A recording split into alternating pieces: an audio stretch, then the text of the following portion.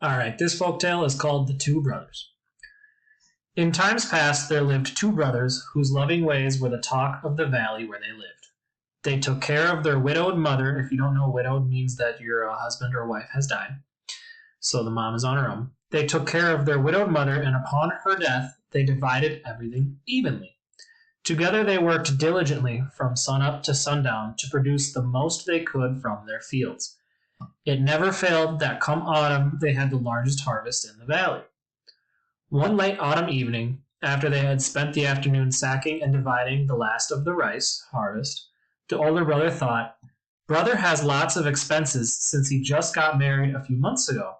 I think I will put a sack of rice in his storehouse and not tell him. I'm sure he would never accept it if I offered it to him." So, late that night, he carried a sack of rice to his brother's storeroom. The next day, when tidying up his own storage, the older brother was surprised to find he still had the same number of sacks of rice as he had before taking one to his brother. "That's odd," he said, shaking his head. "I'm sure I took a sack of rice to brother's house last night."